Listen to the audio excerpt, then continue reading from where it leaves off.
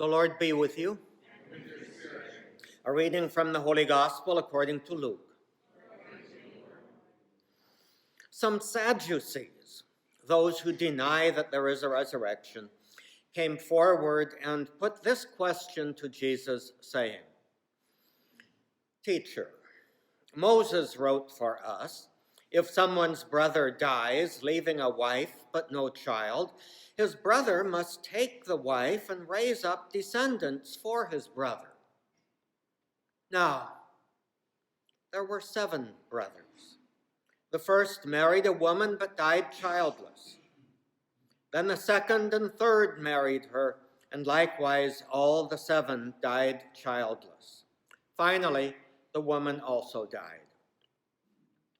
Now, at the resurrection, whose wife will that woman be? For all 7 had been married to her." And Jesus said to them, "The children of this age marry and remarry, but those who are deemed worthy to attain to the coming age and to the resurrection of the dead neither marry nor are given in marriage.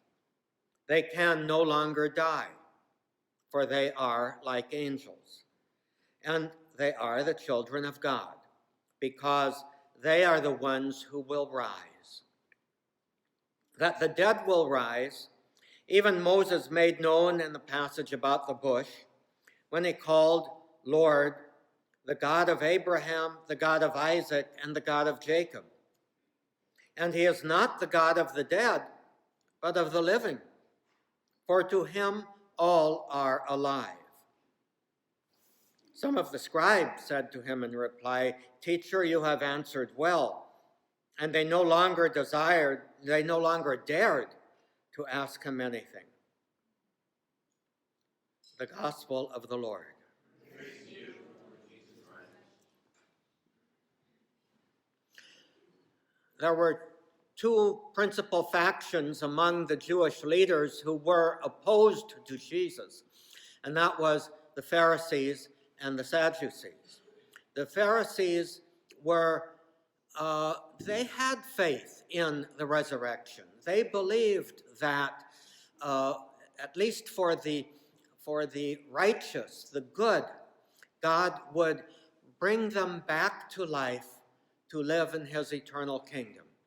The Sadducees basically were those who said, where do you find that in the Bible? It's not in the Torah. And if it's not in the Torah, we're not going to believe it.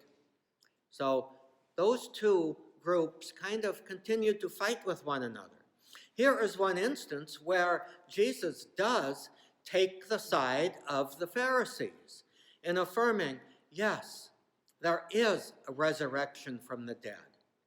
Now, it's one thing to say that in Jesus' time. It's another thing for him, after his crucifixion, to actually rise from the dead to the new life that he is talking about. And it's in his resurrection that we have the hope of our resurrection. So it's not just this teaching, although this teaching does corroborate the fact of Jesus' own resurrection, but our faith truly is in the resurrection of Jesus Christ to new life and to his identity as the King of the universe, which we celebrate tomorrow, that we find the faith and therefore the hope in our own resurrection.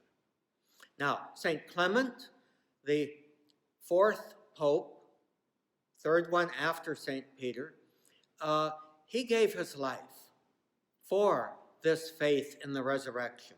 If the early Christians did not believe in the resurrection and their own participation in the resurrection of Christ, there would be absolutely no reason for them to not oppose the Roman religion, because their religion would be compatible with the polytheism of the Romans. It's only centered on the faith in the resurrection that they had the power and the strength to uphold this faith to the point of giving their lives.